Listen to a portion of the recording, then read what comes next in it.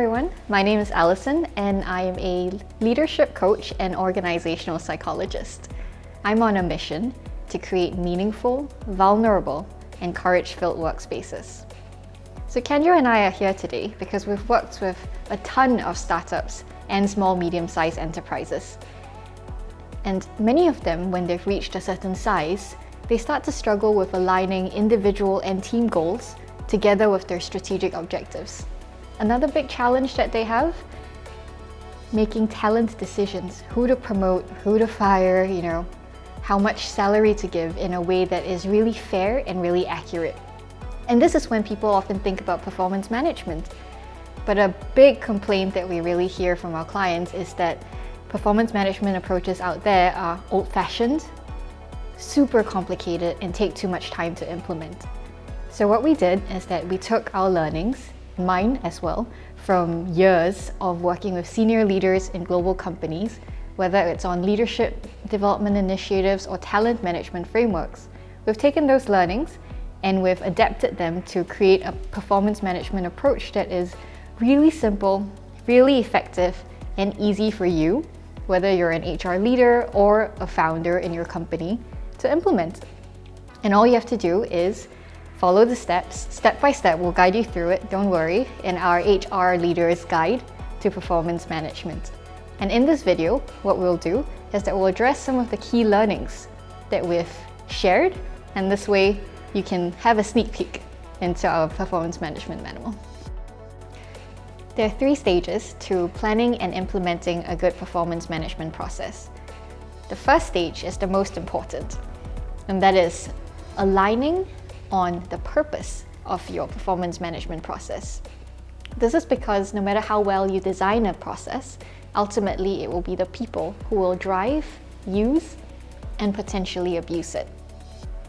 Step 2 is when we design every little stage of your performance management cycle. So this is the implementation part of it, right? How would you do performance planning? And then moving into the largest chunk of your process, what does the continuous feedback part look like? How many touch points would leaders and employees have, for example?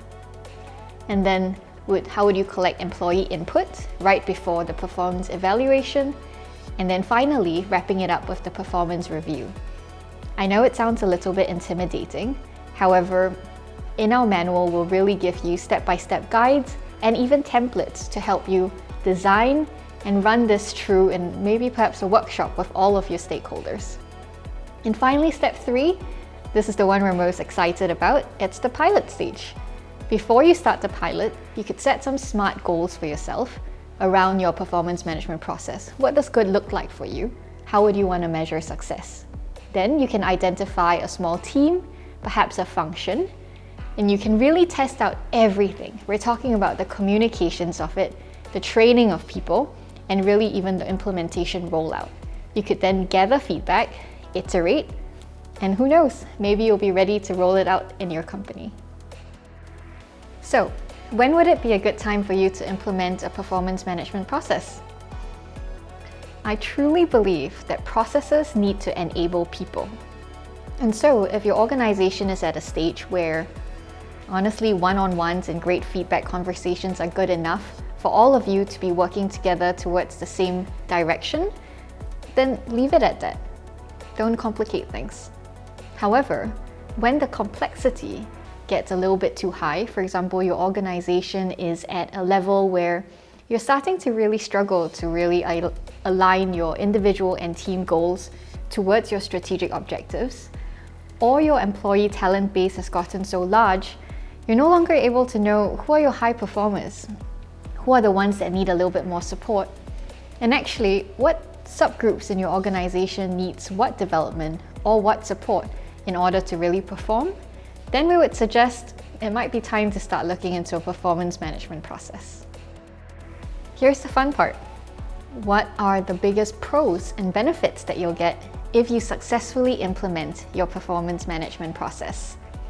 The biggest one, of course, you will have a process that will be the greatest support in aligning all of your employees and all of your resources towards your organization's strategic goals. It helps everyone move in the same direction.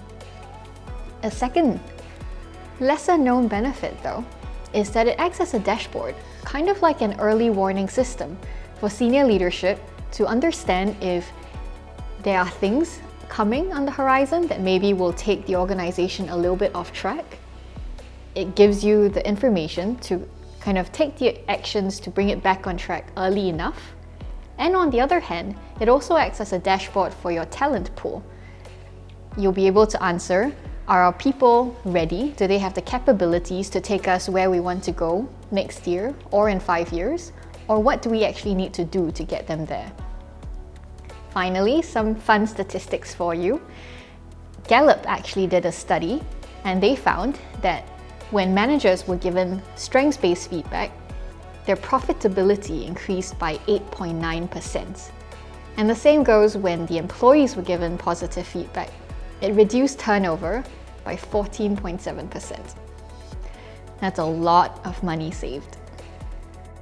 So to wrap it all up, 3 last things that will really ensure a successful performance management implementation is, number 1, we've said this so many times already, but people over process, right? Stakeholder engagement. Really make sure that everyone knows what's in it for them in order to do this.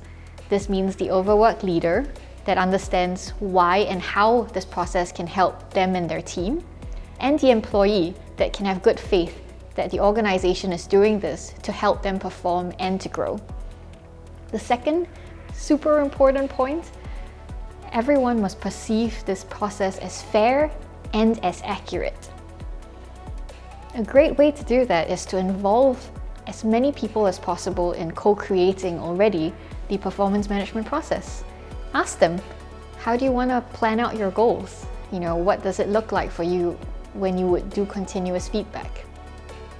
A second thing that would really help is have your people, during the first step of the performance management cycle during performance planning, really have a say in creating the goals by which they will be evaluated.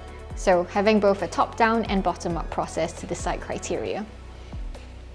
And finally, honestly, most importantly for perceived fairness is your organization needs to already have a strong feedback culture in place, because if continuous feedback is going well, then there will be no surprises.